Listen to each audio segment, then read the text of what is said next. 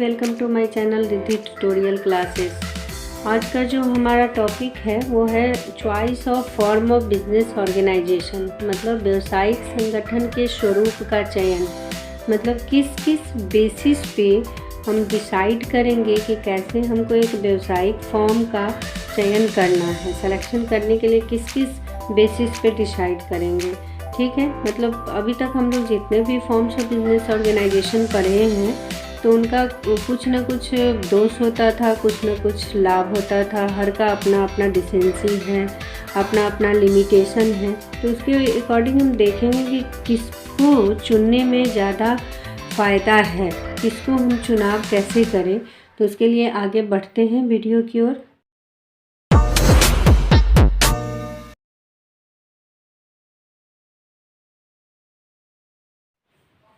तो ये सारा पॉइंट है व्यवसायिक संगठन के स्वरूप का चयन करने के लिए। पहला हम किस पे ध्यान देते हैं तो व्यवसाय की प्रकृति यानी नेचर ऑफ बिजनेस।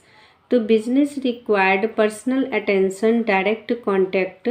उसके लिए जैसे जिस बिजनेस में ज़रूरत होती है खुद के अटेंशन की, खुद के कंट्रोल की, खुद के कांटेक्ट की, तो वहाँ पे कौन सा सुटेबल होता है बिजनेस। तो sole proprietorship and partnership is suitable, ठीक है। जैसे किस टाइप का हो बिजनेस, जैसे टेलरिंग का शॉप है या ब्यूटी पार्लर है, उसमें ऑनर के खुद के अटेंशन की ज़रूरत होती है, खुद के मैनेजमेंट की ज़रूरत होती है।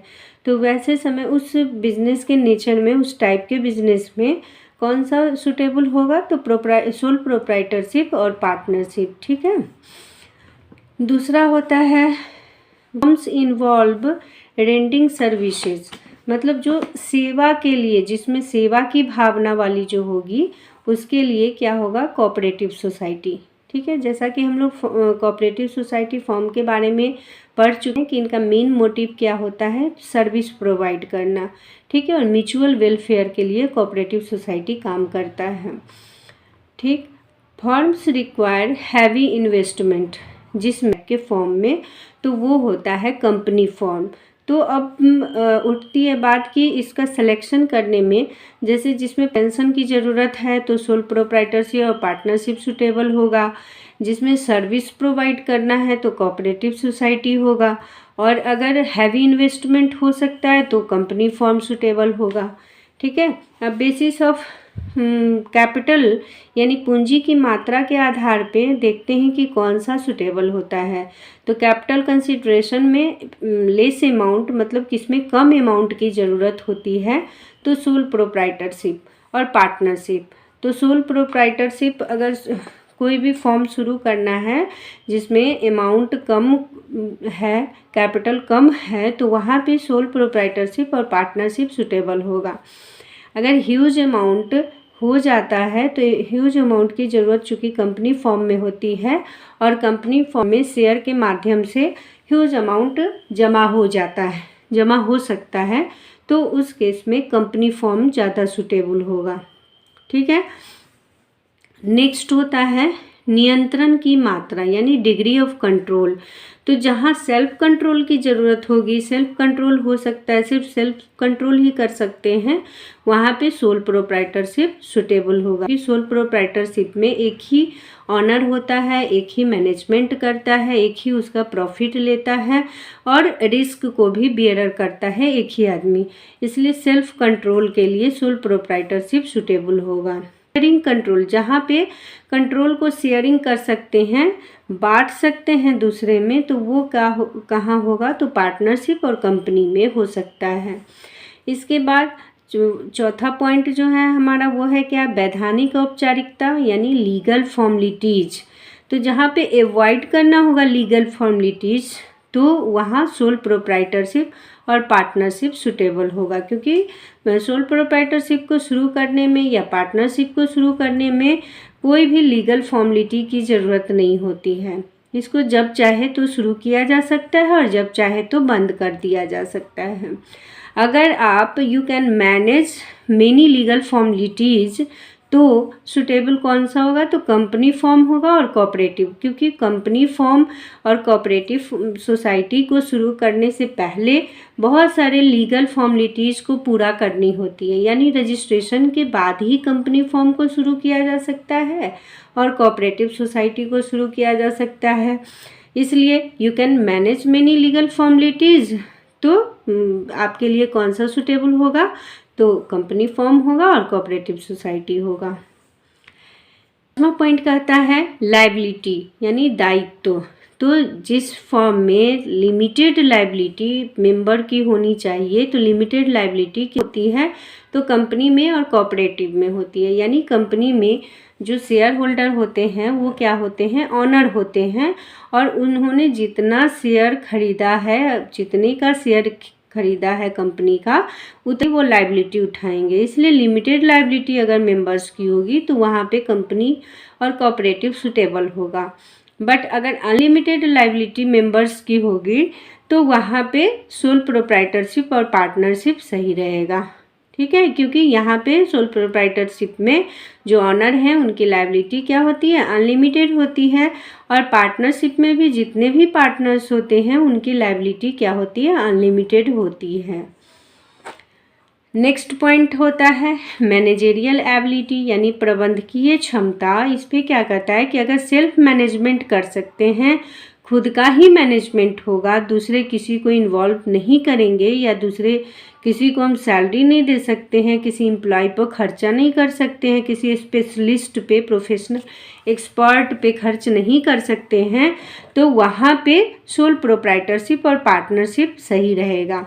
लेकिन अगर इफ़िशिएंट कुशल प्रबंध की ज़रूरत होगी तो वहाँ पे किसकी ज़रूरत होगी, तो प्रोफेशनल एक्सपर्ट की ज़रूरत होगी। वहाँ कौन सा सुटेबल होगा, तो कंपनी फॉर्म, क्योंकि because professional expert charge huge amount of salary and only company afford it. मतलब सिर्फ कंपनी ही है कि ह्यूज अमाउंट ऑफ सैलरी को अफोर्ड कर सकता है, इसलिए और प्रोफेशनल एक्सपर्ट्स को रख सकता है इफ़िशिएंट मैनेजमेंट के लिए। इसलिए वहाँ पे जहाँ पे सैलरी का एफर्ट होगा वहाँ पे कंपनी फॉर्म सही रहेगा। ठीक है, फिर आगे बढ़ते हैं।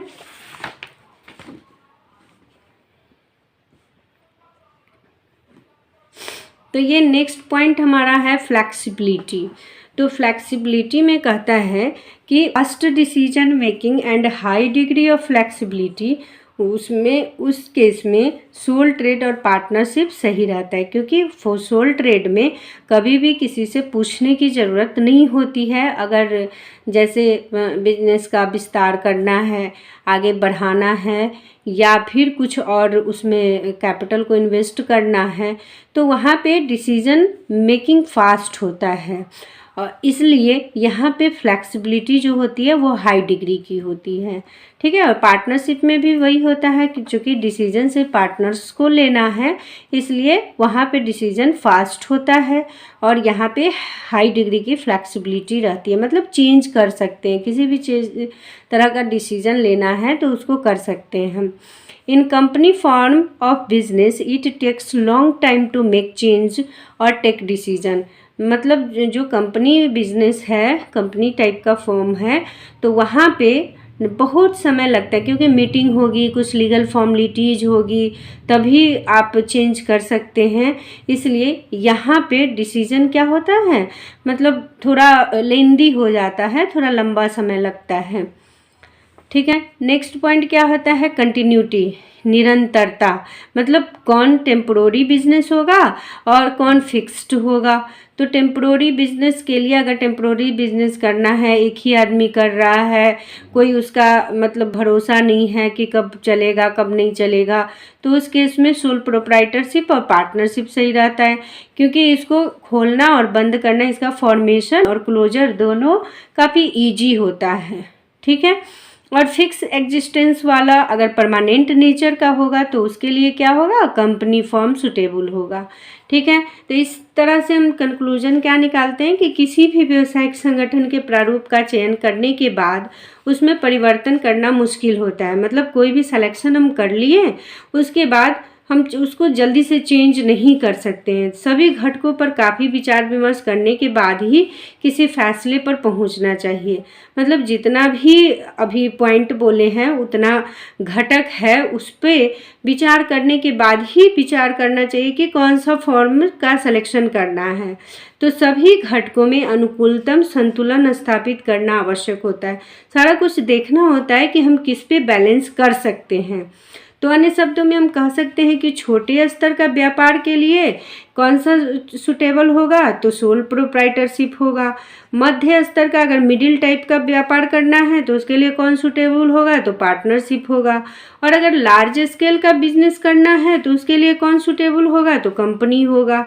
इसलिए व्यवसायी को सभी घटकों पर भली भांति मतलब पूरा रूप से विचार करके ही व्यवसायिक संगठन के प्रारूप का चुनाव करना चाहिए। ठीक है, तो इस तरह से हमारा ये हो गया कंप्लीट। आगे का जारी रखने के लिए आप हमारे चैनल के साथ बने रहे।